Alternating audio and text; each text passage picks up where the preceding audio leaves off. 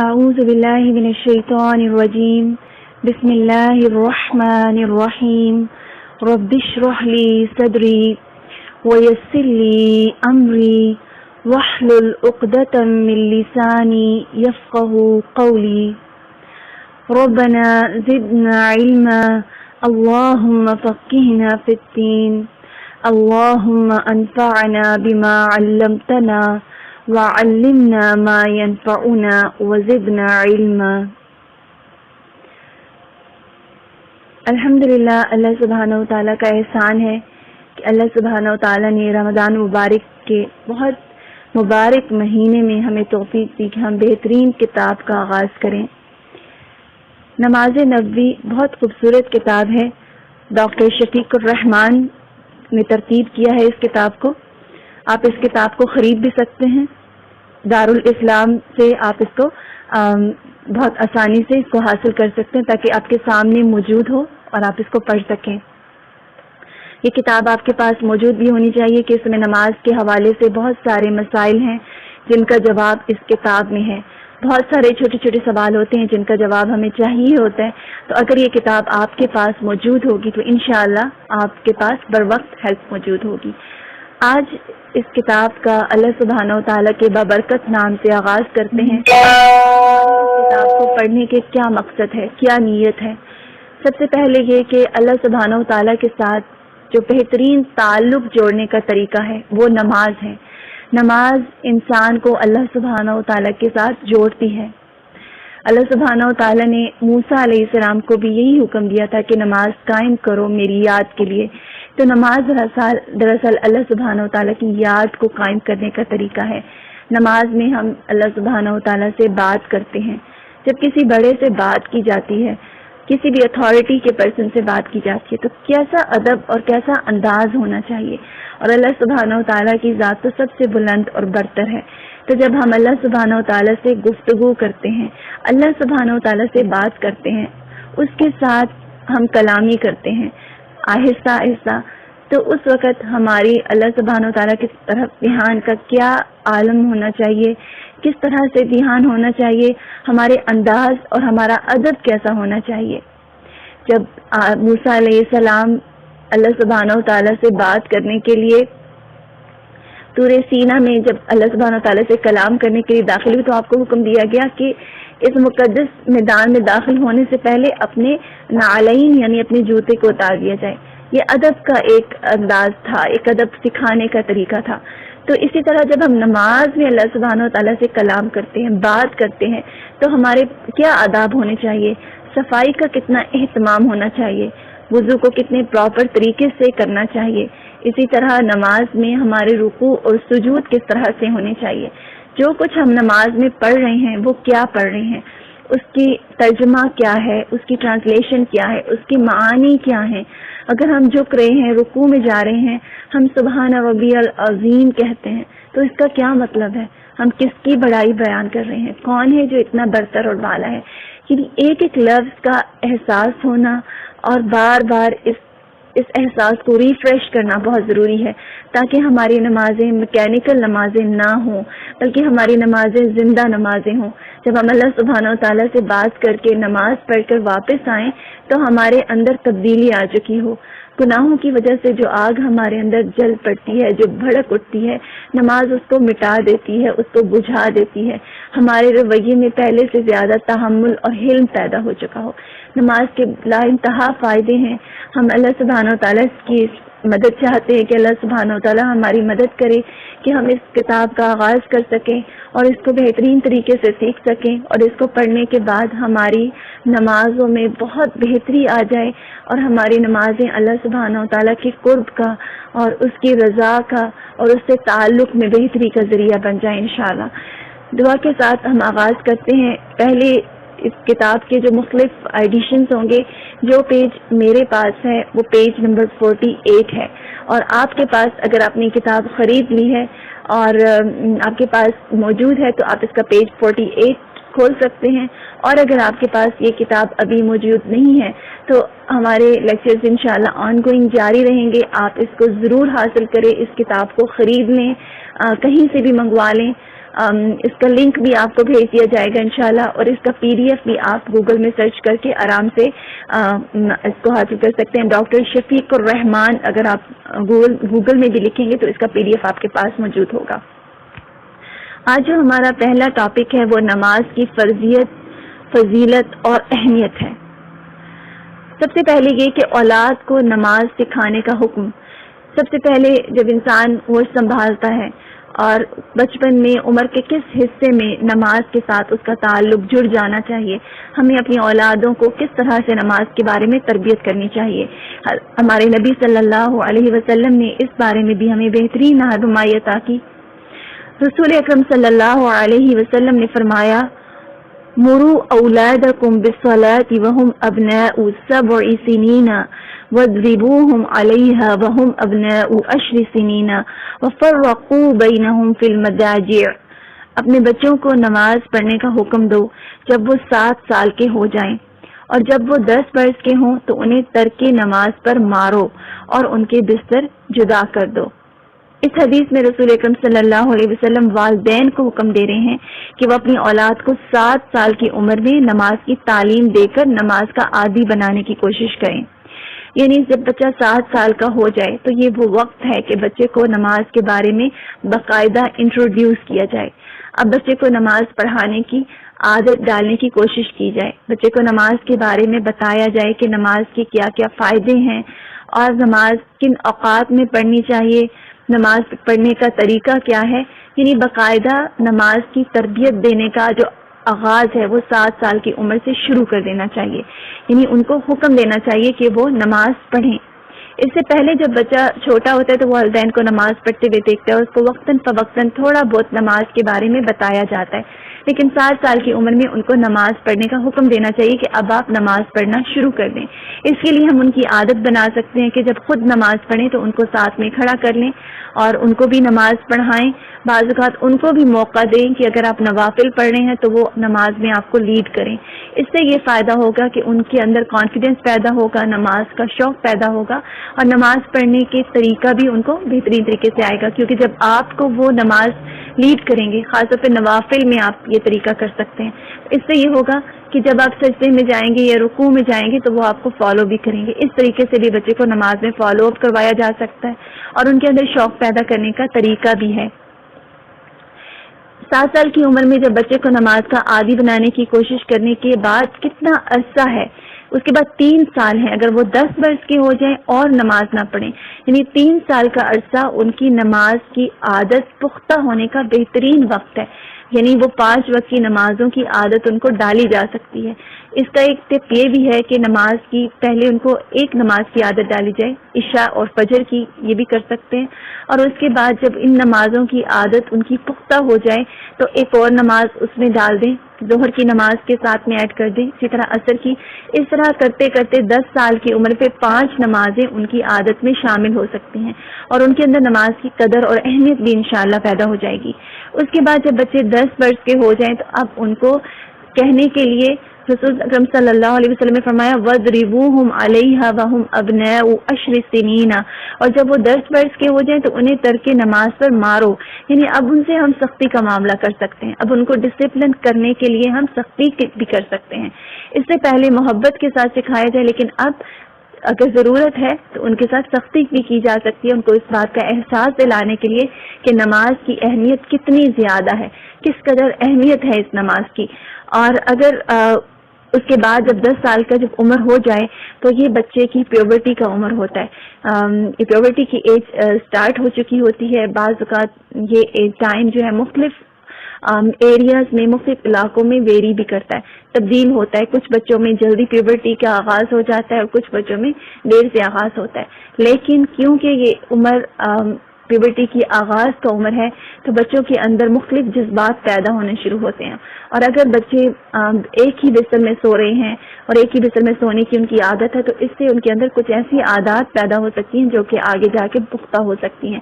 تو رسول اکرم صلی اللہ علیہ وسلم نے بہترین طریقہ پہلے ہی سے ان تمام بری عادات سے بچنے کا بتا دیا کہ بچوں کا بستر علیحدہ کر دیا جائے. یعنی بچے ایک بستر میں نہ سوئیں، ان کے بستر علیحدہ ہونے چاہیے.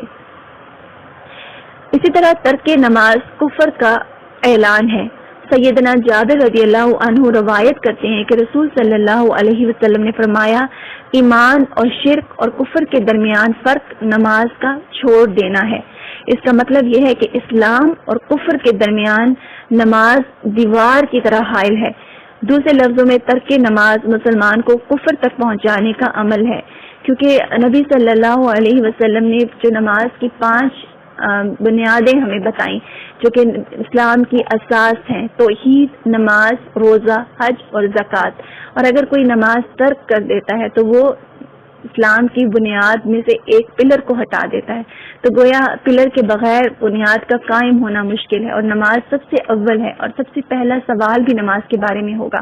تو ترک نماز کو ایک طرح سے ایمان اور شرک اور کفر کے درمیان فرق بھی نماز ہی ہے، یعنی کفر کی طرف پہنچانے کا عمل ہے، تو کفر کی طرف لے جانے والا عمل ہے، کیونکہ جب انسان کا تعلق اپنے رب ہی سے ٹوٹ جاتا ہے، جب وہ اپنے رب کے ساتھ تعلق قائم ہی نہیں کرتا، اس کے سامنے حاضر ہی نہیں ہوتا، تو پھر بہت آسانی سے وہ اللہ تعالیٰ سے دور ہو سکتا ہے، اور مختلف وسوسے اور شیطان اس کو بہت آرام سے اللہ سبحانہ و تعالیٰ سے دور کر سکتے ہیں۔ تو نماز کی پابندی اسلام پر قائم رہنے کا طریقہ ہے۔ سیدنا بریدہ رضی اللہ عنہ روایت کرتے ہیں کہ رسول صلی اللہ علیہ وسلم نے فرمایا، ہمارے اور ان منافقوں کے درمیان عہد نماز ہے، جس نے نماز چھوڑ دی بس اس نے کفر کیا۔ اس حدیث کا مطلب یہ ہے کہ ان منافقوں کو جو امن حاصل ہے کہ وہ قتل نہیں کیے جاتے، جیسے نبی صلی اللہ علیہ وسلم کے دور میں منافقین کو جو امن حاصل تھا کہ ان کو مسلمانوں کی طرح ان کے ساتھ رویہ کیا جاتا تھا، انہیں مسلمان سمجھا جاتا تھا، اس کی وجہ یہ تھی کہ وہ مسلمانوں کے ساتھ نماز پڑھتے تھے۔ تو نماز کا پڑھنا ان کے اور مسلمانوں کے درمیان ایک عہد ہے، ایک طرح سے ایک پروٹیکشن ہے، جس کی وجہ سے منافقین کی جو جان اور ان کا مال مسلمانوں کی تلوار اور یلغار سے محفوظ تھا، اور جس نے نماز کو ترک کیا اس نے اپنے کفر کا اظہار کیا کہ گویا وہ مسلمان نہیں ہے۔ تو اس میں غور کرنے کی بات ہے کہ نبی صلی اللہ علیہ وسلم کے زمانے میں نماز کو ترک کرنا گویا کفر سمجھا جاتا تھا، اور نماز کا پڑھنا اس بات کی علامت تھا کہ یہ انسان مسلمان ہے۔ تو بہت ضروری ہے کہ ہم نماز کی پابندی کو اپنی زندگیوں میں لے کر آئیں۔ عبداللہ بن شفیق رحمۃ اللہ روایت کرتے ہیں کہ صحابہ کرام رضی اللہ عنہم اعمال میں سے کسی چیز کے ترک کو کفر نہیں سمجھتے تھے سوائے نماز کے۔ سیدنا ابو درداء رضی اللہ عنہ سے روایت ہے کہ رسول صلی اللہ علیہ وسلم نے فرمایا، جو شخص نماز چھوڑ دے تو یقیناً اس سے اللہ کی حفاظت کا ذمہ ختم ہو گیا۔ جو نماز پڑھتا ہے وہ اصل میں اللہ سبحانہ و تعالیٰ کی حفاظت میں ہوتا ہے، اللہ تعالیٰ کی ذمہ داری میں ہوتا ہے کہ اللہ سبحانہ و تعالیٰ اس کی حفاظت کرتے ہیں، اس کے ساتھ رہتے ہیں، اس کے مددگار ہوتے ہیں، اس کے ولی ہوتے ہیں۔ تو جو اللہ تعالیٰ سے اپنا تعلق ہی توڑ دیتا ہے، جو اللہ تعالیٰ سے تعلق جوڑتا نہیں، نماز کو بلا وجہ جان بوجھ کے ترک کر دیتا ہے، تو پھر کیا ہوتا ہے کہ وہ اللہ سبحانہ و تعالیٰ کے ذمے سے باہر نکل جاتا ہے، پھر اللہ سبحانہ و تعالیٰ کو اس کی پرواہ نہیں ہوتی کہ وہ کہاں ہے۔ تو اگر ہم چاہتے ہیں کہ ہماری جان، ہمارے مال، ہماری اولاد، ہمارے افعال اور ہمارے تمام معاملات کی حفاظت ہو، غیب سے حفاظت ہو، تو اس کا طریقہ کیا ہے کہ ہم نماز کی پابندی شروع کر دیں۔ ابن عمر رضی اللہ عنہ روایت کرتے ہیں کہ رسول صلی اللہ علیہ وسلم نے فرمایا، جس شخص کی نماز اثر فوت ہو جائے تو گویا اس کا اہل، گھر بار اور مال لوٹ لیا گیا۔ نماز اثر ایک وہ وقت ہوتا ہے کہ جب انسان بہت مصروف ہوتا ہے، اور ایسی مصروفیت کے وقت میں اگر انسان وقت نکال کر نماز ادا کرتا ہے تو گویا بہت بڑا جہاد کرتا ہے، بہت بڑا عمل کرتا ہے۔ اور نماز کا عمل اللہ سبحانہ و تعالیٰ سے قرب کا بھی ذریعہ ہے، اور استقامت کا بھی ذریعہ ہے، اور انسان کی تمام چیزوں کی حفاظت کا بھی ذریعہ ہے۔ تو جو کوئی نماز اثر کو فوت کر دے، صرف ایک نماز کی بات ہو رہی ہے، تو اس کا چھوڑ دینا گویا ایسا ہے کہ اس کی تمام پراپرٹی، اس کا گھر، اس کی مال، اس کی اولاد، سب کچھ لوٹ لیا گیا۔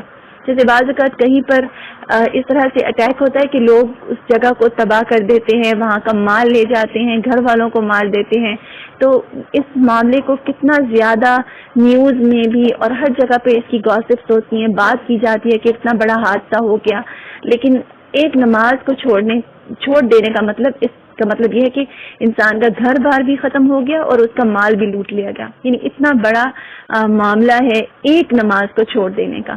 تو کتنا ضروری ہے کہ ہم اپنی نمازوں کی حفاظت کریں، چاہے ہم سفر میں ہیں، چاہے ہم باہر ہیں، چاہے ہم ایسی مقامات میں جب ہم نماز ادا نہیں کر سکتے، تو کوئی نہ کوئی ہمیں اس کے بارے میں ایکشن لینے کی ضرورت ہے کہ ہر حال میں نماز کو ادا کریں، نماز کو کسی حال میں نہ چھوڑیں. اور جب انسان کا ارادہ ہوتا ہے نماز ادا کرنے کا تو اللہ سبحانہ و تعالیٰ اس کے لیے مشکل حالات میں بھی کوئی سبیل اور کوئی مدد اور کوئی راستہ پیدا کر دیتے ہیں کہ وہ نماز ادا کر سکتا ہے. تو نماز چھوڑنے کا کسی صورت میں کوئی جواز نہیں نکلتا. سیدنا بریدہ رضی اللہ عنہ کہتے ہیں کہ رسول صلی اللہ علیہ وسلم نے فرمایا، جس شخص نے نماز عصر چھوڑ دی اس کے اعمال باطل ہو گئے. اعمال باطل ہو جانے کا کیا مطلب ہے؟ انویلڈ ہو جانا. کسی چیز کا ویلڈ، پہلے وہ چیز ویلڈ تھی، قابل قبول تھی، اب وہ انویلڈ ہو گئی. جیسے کوئی چیک انویلڈ ہو جاتا ہے، اب اس کو ایکسیپٹ نہیں کیا جاتا. تو اسی طرح جب انسان نماز کو چھوڑ دیتا ہے تو اس کی وجہ سے اس کے باقی سارے اعمال بھی باطل ہو جاتے ہیں. باقی جو اچھے اخلاق، اچھے اعمال اور اچھے کام جو انسان کرتا ہے، وہ چیریٹی دیتا ہے یا کوئی بھی اچھے اعمال کرتا ہے، اچھے اخلاق، صلہ رحمی کرتا ہے، اپنے گھر والوں کے ساتھ اچھا معاملہ کرتا ہے، لیکن اگر وہ نماز نہیں ادا کرتا تو اس کی وجہ سے، نماز نہ ادا کرنے کی وجہ سے وہ اعمال بھی ویلڈ نہیں ہوتے. تو جب آپ نے بیسک چیز کو چھوڑ دیا تو اس کے ساتھ جو باقی چیزیں ہیں وہ بھی ویلڈ نہیں ہوتی. جب انسان اللہ ہی کا حق ادا نہیں کر رہا، تو جو مین کام نہیں کر رہا، تو پھر اس کی وجہ سے اس کے باقی تمام اعمال بھی باطل ہو جاتے ہیں. تو جس شخص نے، رسول صلی اللہ علیہ وسلم نے فرمایا، جس شخص نے نماز عصر چھوڑ دی اس کے اعمال باطل ہو گئے. فضیلت نماز. سیدنا ابو ہریرہ رضی اللہ عنہ روایت کرتے ہیں کہ رسول صلی اللہ علیہ وسلم نے فرمایا، الصلاۃ الخمس والجمعۃ الی الجمعۃ کفارۃ لما بینہن ما لم تغش الکبائر. 5 نمازیں ان گناہوں کو جو ان نمازوں کے درمیان ہوئے مٹا دیتی ہے، اور اسی طرح ایک جمعہ دوسرے جمعہ تک کے گناہوں کو مٹا دیتا ہے، جبکہ کبیرہ گناہوں سے اجتناب کیا گیا ہو. مثلا فجر کی نماز کے بعد جب ظہر کی نماز پڑھیں گے تو دونوں نمازوں کے درمیانی عرصے میں جو گناہ، جو بھی کمی بیشی ہو جاتی ہے، جو خطائیں ہو جاتی ہیں، جو اللہ سبحانہ و تعالیٰ کی ذات سے غفلت ہو جاتی ہے، طرح طرح کے جھوٹ یا پھر کسی بھی قسم کی غیبت ہو جاتی ہے، کہ کوئی بھی گناہ ہم سے انجانے میں یا جانے میں ہو جاتا ہے، تو نماز کا فائدہ کیا ہوتا ہے کہ اللہ سبحانہ و تعالیٰ ان دونوں نمازوں کے درمیان پھر اللہ جو گناہ ہوئے وہ بخش دیں گے. اسی طرح رات اور دن کے تمام صغیرہ گناہ نماز پنجگانہ کی وجہ سے معاف ہو جاتے ہیں. گویا 5 نمازوں پر ہمیشگی مسلمانوں کے نامہ اعمال کو ہر وقت صاف اور سفید رکھتی ہے، حتیٰ کہ انسان نماز کی برکت سے آہستہ آہستہ صغائر سے باعث رہتے ہوئے کبیرہ گناہوں کے تصور ہی سے کانپ اٹھتا ہے. نماز کا اتنا بڑا فائدہ ہے کہ جو انسان نماز ادا کرتا ہے تو ساتھ ساتھ نامہ اعمال میں جو بھی ریڈ مارکس لگتے ہیں، ریڈ مارک کا مطلب ہوتا ہے گناہوں کے نشان. جب ہم ٹیچر کو کوئی انسان، آپ اسکول کے ٹائم میں جب ہم ٹیچر کو کوئی ٹیسٹ پیپر لکھتے تھے یا کچھ بھی لکھتے تھے تو ریڈ کلر کے مارک سے بڑا سا ایک مارک لگ دیا جاتا تھا کہ یہ مسٹیک ہے. تو اسی طرح ہمارے نامہ اعمال میں دن رات ہم سے گناہ اور کمیاں ہوتی ہیں، انسان ہونے کے ناطے نہ چاہتے ہوئے بھی ہو جاتی ہیں. تو وہ جو نشانات لگ جاتے ہیں، اب ان کا کیا کیا جائے؟ اگر ہم نماز نہیں پڑھیں گے تو اندازہ کریں کہ ہمارے نامہ اعمال میں کتنے گناہ اور کتنے ریڈ مارکس ہوں گے. اور یہ نامہ اعمال اتنے سارے ریڈ مارکس کے ساتھ ہم اپنے رب کے سامنے پیش کریں گے قیامت کے دن. تو کیا بہترین طریقہ ہے کہ ہمارا نامہ اعمال ساتھ ساتھ صاف ہوتا رہے. تو جب ہم 5 نمازیں پڑھیں گے تو اس کا فائدہ کیا ہوگا کہ وہ صغیرہ گناہ جو ہم سے ہوتے رہتے ہیں وہ ساتھ ساتھ مٹتے رہیں گے. خشوع اور خضوع کے ساتھ، اہتمام کے ساتھ جب ہم پورے شوق اور طلب کے ساتھ نماز ادا کریں گے تو اس کا فائدہ یہ ہوگا کہ ہمارے گناہ مٹتے رہیں گے، ہمارا نامہ اعمال ساتھ ساتھ صاف ہوتا رہے گا. جس طرح ہم ساتھ ساتھ اپنی صفائی کرتے ہیں، اپنے گھر کی صفائی کرتے ہیں، تو اپنے نامہ اعمال کی صفائی کی بھی فکر کرتے رہنا چاہیے. تو جب ہمارا نامہ اعمال صاف ستھرا ہو جائے گا، پاک صاف ہو جائے گا، تو اس کا فائدہ کیا ہوگا کہ ہم خود کو ہلکا پھلکا محسوس کریں گے، فریش محسوس کریں گے، تر و تازہ محسوس کریں گے. اور اس سے یہ ہوگا کہ ہمارے باقی جو تمام افعال ہیں، جو معاملات ہیں، اس پر بھی ہمارا اثر پڑے گا۔ بعض اوقات لوگ فرسٹریشن کی کمپلین کرتے ہیں اور بہت زیادہ تھکن کا اظہار کرتے ہیں، بہت ساری بیماریوں کی کمپلین کرتے ہیں۔ اس لیے ایک بڑی وجہ بھی یہ ہوتی ہے کہ انسان نماز ادا نہیں کرتا، اور پھر جو بہت سارے گناہ ہیں ان کی وجہ سے جو طبیعت پر بھاری پن ہوتا ہے وہ ہماری صحت پر بھی اثر ڈالتا ہے، اور وہ ہمارے تمام اعمال اور افعال پر بھی اثر ڈالتا ہے۔ اسی طرح سیدنا ابو ہریرہ رضی اللہ عنہ روایت کرتے ہیں کہ رسول اکرم صلی اللہ علیہ وسلم نے صحابہ کرام سے فرمایا، بھلا مجھے بتاؤ، اگر تم میں سے کسی کے دروازے کے باہر نہر ہو اور وہ اس میں ہر روز 5 بار نہائے، کیا پھر بھی اس کے جسم پر میل باقی رہے گا؟ صحابہ رضی اللہ عنہم نے کہا، نہیں۔ آپ صلی اللہ علیہ وسلم نے فرمایا، یہی مثال 5 نمازوں کی ہے، اللہ تعالیٰ ان کے سبب گناہوں کو معاف کر دیتا ہے۔ یعنی انسان ساتھ ساتھ صاف ستھرا ہوتا رہتا ہے، کلین ہوتا رہتا ہے۔ سیدنا انس رضی اللہ عنہ روایت کرتے ہیں کہ ایک شخص نے رسول صلی اللہ علیہ وسلم کی خدمت میں حاضر ہو کر عرض کیا کہ میں نے گناہ کیا اور بطور سزا میں حد کو پہنچا ہوں، لہٰذا مجھ پر حد قائم کریں۔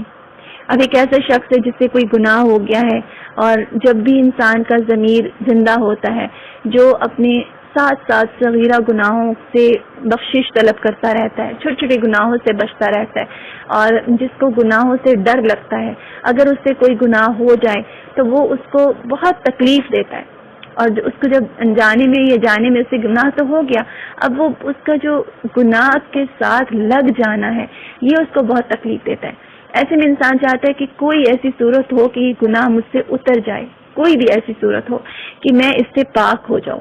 تو یہ اس شخص کی مثال لگ رہی ہے جس کو گناہ پریشان کر رہا تھا، اور وہ چاہ رہا تھا کہ کسی طرح سے بس مجھ سے یہ اتر جائے، اور وہ رسول صلی اللہ علیہ وسلم کے پاس جب آیا اور اس نے رسول صلی اللہ علیہ وسلم سے یہ درخواست کی کہ مجھ پر حد قائم کی جائے، مجھے سزا دی جائے، یعنی ایسا گناہ کی ایسی پریشانی کہ مجھے سزا مل جائے لیکن میں اس گناہ سے پاک ہو جاؤں، میں اپنے رب کے ہاں مغضوب نہ ہوں، میرا رب مجھ سے راضی ہو جائے۔ اس فکر کی وجہ سے اس شخص نے رسول صلی اللہ علیہ وسلم سے جب یہ پوچھا تو آپ صلی اللہ علیہ وسلم نے اس سے حد کا حال دریافت نہیں کیا، یعنی یہ نہیں پوچھا کہ کون سا گناہ کیا ہے۔ بعض کا ہمیں کوئی اپنی کوئی بات بتاتا ہے اور ہم اس کے پیچھے پڑ جاتے ہیں کہ آپ نے کیا کیا یا ہمیں بتایا جائے، اور دوسروں کے عیوب کے پیچھے نہیں پڑنا چاہیے۔ اگر کوئی اپنا مسئلہ بتا رہا ہے تو ظاہری طور پہ جو بھی معلوم ہے اس کو بتا دینا چاہیے۔ بچوں اپنے پرسنلی طور پر اپنے بچوں کے بارے میں اگر ہم ان کی تربیت کرنا چاہ رہے ہیں اس کے لیے ضروری ہے کہ ہم ان کے بارے میں جانیں، لیکن عام طور پہ لوگوں کے عیوب کے پیچھے نہیں پڑنا چاہیے، ان کے بارے میں زیادہ سوال اور قریب بھی نہیں کرنی چاہیے، بلکہ اس سے نظر کو ہٹا لینا چاہیے، کیونکہ رسول اکرم صلی اللہ علیہ وسلم چاہتے تو پوچھ سکتے تھے کہ آپ نے کیا گناہ کیا، انکوائری کر سکتے تھے، اس بارے میں جان سکتے تھے، تو وہ شخص آپ کو بتا دیتا، لیکن آپ نے چاہا ہی نہیں کہ آپ اس کے عیب کو جانیں کہ اللہ اور بندے کا معاملہ ہے۔ آپ صلی اللہ علیہ وسلم نے فرمایا اتنے میں نماز کا وقت آ گیا، اس شخص نے آپ صلی اللہ علیہ وسلم کے ساتھ نماز پڑھی۔ جب آپ نے نماز پڑھ لی تو وہ شخص پھر کھڑا ہوا اور کہنے لگا کہ اے اللہ کے رسول، تحقیق میں حد کو پہنچا ہوں، لہٰذا مجھ پر اللہ کا حکم نافذ کیجیے۔ اب وہ پھر سے سوال کر رہا ہے۔ آپ صلی اللہ علیہ وسلم نے فرمایا کیا تو نے ہمارے ساتھ نماز نہیں پڑھی؟ اس نے کہا پڑھی ہے۔ آپ صلی اللہ علیہ وسلم نے فرمایا اللہ نے تیرا گناہ بخش دیا۔ صحیح مسلم۔ اس سے اللہ سبحانہ و تعالیٰ کی رحمت کی وسعت اور اس کی بخشش معلوم ہو رہی ہے کہ بعض اوقات ہم پریشان ہوتے ہیں، کوئی غلطی ہو جائے، کوئی بھی گناہ ہو جائے کہ اب کیا کیا جائے، اور پھر ہم اس بوجھ کے ساتھ پھرتے ہیں، اس گلٹی کو لے کے چلتے ہیں، اور پھر اس کی وجہ سے ہم نیک اعمال میں بھی پیچھے ہوتے ہیں، ہماری اللہ سبحانہ و تعالیٰ کے ساتھ جو یقین اور محبت کا تعلق ہوتا ہے وہ بھی کمزور ہو رہا ہوتا ہے۔ تو اس کا بہترین طریقہ کیا ہے کہ نماز جب ہم ادا کریں، جو بھی نماز کا وقت ہے اس کو ادا کریں، اور اس ذہن میں یہ رکھیں کہ میں نے اب یہ نماز پڑھ لی ہے تو اللہ سبحانہ و تعالیٰ کی رحمت، اس کی بخشش اور اس کے فضل سے امید بھی رکھیں کہ میرے رب نے میرا گناہ معاف کر دیا، اس گناہ کی بخشش ہو گئی اس نماز کے ادا کرنے سے۔ تو اس سے کیا ہوگا کہ ہم اگلی بار بھی بہت شوق سے نماز کی طرف آئیں گے، اور اگلی بار بھی ہم بہت شوق سے نماز ادا کریں گے۔ اس ذہن میں یہ ہوگا کہ مجھے اپنے گناہوں سے بخشش چاہیے، مجھے اپنے گناہوں سے پاکی چاہیے۔ تو وہ شخص جسے وہ اپنی سمجھ کے مطابق حد کو پہنچنا کہہ رہا تھا، اللہ سبحانہ و تعالیٰ نے نماز کے پڑھنے سے اس کو بخش دیا. تو معلوم ہوا کہ نماز گناہوں کو مٹاتی ہے، گناہوں سے پاک کرتی ہے. سیدنا ابن عمر رضی اللہ عنہ سے روایت ہے کہ رسول صلی اللہ علیہ وسلم نے فرمایا، بندہ جب نماز پڑھنے کے لیے کھڑا ہوتا ہے تو اس کے گناہ اس کے سر اور کندھوں پر آ جاتے ہیں. پھر جب وہ رکوع یا سجدہ کرتا ہے تو یہ گناہ ساقط ہو جاتے ہیں، یعنی معاف ہو جاتے ہیں. یعنی نماز جب پڑھ رہے ہوں تو یہ بھی ہم احساس کر سکتے ہیں کہ میرے گناہ مجھ پر سے جھڑ رہے ہیں، وہ نیچے گر رہے ہیں. نماز گناہوں کو کمزور کر دیتی ہے. جس طرح ایک درخت کے اوپر پتے ہوتے ہیں اور خزاں میں وہ پتے بالکل ہلکے پھلکے اور سوکھے ہو جاتے ہیں اور ذرا سی ہوا سے گر جاتے ہیں، تو نماز بالکل یہی معاملہ ہمارے گناہوں کے ساتھ کرتی ہے کہ ان کو ہم جب نماز ہم ادا کرتے ہیں تو وہ کمزور ہو جاتے ہیں گناہ، اور ہمارے اوپر سے جھڑ جاتے ہیں، گر جاتے ہیں. سیدنا عبادہ بن ثابت رضی اللہ عنہ سے روایت ہے کہ رسول صلی اللہ علیہ وسلم نے فرمایا، اللہ تعالیٰ نے 5 نمازیں فرض کی ہیں. جس نے ان کے لیے اچھا وضو کیا، انہیں وقت پر ادا کیا، انہیں خشوع کے ساتھ پڑھا اور ان کا رکوع پورا کیا، تو اس نمازی کے لیے اللہ کا عہد ہے کہ اللہ اسے بخش دے گا، اور جس نے ایسا نہ کیا اس کے لیے اللہ کا عہد نہیں ہے، چاہے وہ اسے بخش دے اور چاہے تو اسے عذاب دے. انسان کا ہر دن اس کے پہلے دن سے بہتر ہونا چاہیے اور اس کی کوشش بھی کرنی چاہیے. اور زندگی جو ہم گزار رہے ہیں، ہماری خواہش ہوتی ہے کہ ہم پروڈکٹیو ہوں، ہم فائدہ مند ہوں، ہم ضائع نہ ہو جائیں. تو جب ہم نماز پڑھتے ہیں تو نماز پڑھنا بھی دراصل پروڈکٹیو ہونا ہے، فائدہ مند کام کرنا ہے. تو جب انسان نماز پڑھتا ہے اور اس کے لیے وہ اپنے آپ کو پاک صاف کرتا ہے، کلین کرتا ہے، پھر وہ وقت پر نماز ادا کرتا ہے، پھر اس کو خشوع کے ساتھ ادا کرتا ہے، اس میں رکوع کو پورا ادا کرتا ہے، تو وہ اللہ سبحانہ و تعالیٰ کے پاس عہد ہے اس بات کا کہ اللہ سبحانہ و تعالیٰ اس کو بخش دیں گے. اور یہ بہترین فائدہ مند کام ہے، کیونکہ جب ہم کوئی بھی کام کرتے ہیں وقت کے پابندی کے ساتھ کرتے ہیں تو اس سے ہمارے باقی تمام کاموں میں بھی اصلاح ہو جاتی ہے. اسی طرح سیدنا عمارہ بن رویبہ رضی اللہ عنہ سے روایت ہے کہ رسول صلی اللہ علیہ وسلم نے فرمایا، جو شخص آفتاب کے طلوع اور غروب سے پہلے فجر اور عصر کی نماز پڑھے گا وہ شخص ہرگز آگ میں داخل نہیں ہوگا. آفتاب کے طلوع یعنی کہ طلوع سے پہلے فجر کی نماز ہے، اور غروب کے بعد، غروب سے جو پہلے کی نماز ہے وہ کون سی نماز ہے؟ عصر کی نماز. فجر اور عصر کی نماز پڑھے گا وہ شخص ہرگز آگ میں داخل نہیں ہوگا، کیونکہ فجر کی نماز مشکل نماز ہے کیونکہ اس میں آپ کو نیند سے اٹھنا ہوتا ہے. عصر کی نماز بہت مصروف وقت ہوتا ہے، بہت سارے لوگ اپنی جاب پر ہوتے ہیں، بعض اوقات گھر کے بہت سارے کام پھیلے ہوتے ہیں، تو یہ وقت مصروف وقت ہے. اور جو شخص ان مصروف اوقات میں نماز ادا کر سکتا ہے تو وہ امید ہے کہ باقی نمازیں بھی ادا کرتا ہوگا. تو ایسے شخص کے بارے میں ہے کہ وہ شخص آگ میں داخل نہیں ہوگا.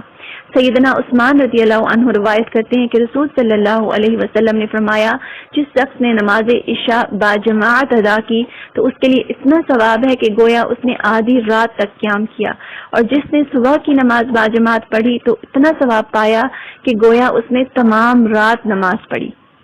جس شخص نے نماز عشاء باجماعت ادا کی تو اس کا ثواب کیا کہ آدھی رات تک قیام کیا، اور جس نے پھر صبح کی نماز بھی باجماعت ادا کر لی تو گویا اس نے ساری رات نماز پڑھی، یعنی وہ ساری رات گویا عبادت ہی میں رہا. تو نماز اتنا بڑا عمل ہے.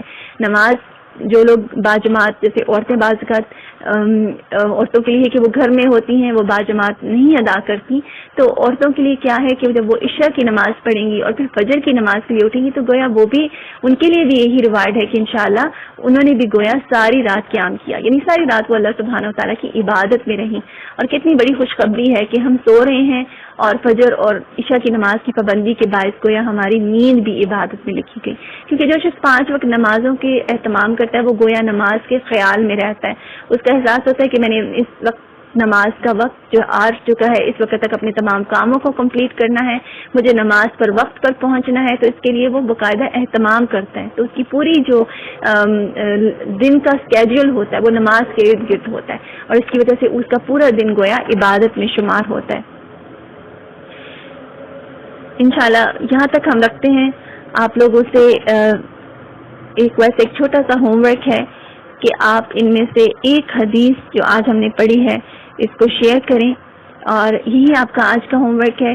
نماز کی فضیلت کے حوالے سے ایک حدیث آپ انشاءاللہ شیئر کریں، کہیں بھی اپنے گھر والوں کے ساتھ شیئر کریں، اپنے بچوں کے ساتھ شیئر کریں، اپنے رشتہ داروں کے ساتھ شیئر کریں، اور اپنی نمازوں کے اوپر غور و فکر کریں کہ میں کون سی نماز ہے جس میں سستی کرتی ہوں، کون سی نماز ہے جو مجھ سے چھوٹ جاتی ہے، میں نمازوں میں کس لیول پر ہوں، کیا میں نمازیں کثرت سے چھوڑتی ہوں. تو انشاءاللہ اس بات کا نیت کریں، اس بات کا ارادہ کریں. اور رمضان المبارک کا مہینہ بھی ہے، اللہ تعالیٰ سے دعا بھی کریں کہ نماز کو میرے یہ بہترین بنا دیں، اس میں خشوع ڈال دیں، اور نماز کو میری زندگی کا نمبر 1 مقصد بنا دیں، اور میرا تعلق اللہ سبحانہ و تعالیٰ کے ساتھ جڑ جائے، اور نماز کو میری آنکھ کی ٹھنڈک بنا دیں، میری اولاد کی آنکھ کی ٹھنڈک بنا دیں، میرے گھر والوں کی آنکھ کی ٹھنڈک بنا دیں. جزاکم اللہ خیرا کثیرا. ربنا تقبل منا انک انت السمیع العلیم وتب علینا انک انت التواب الرحیم. السلام علیکم ورحمۃ اللہ وبرکاتہ.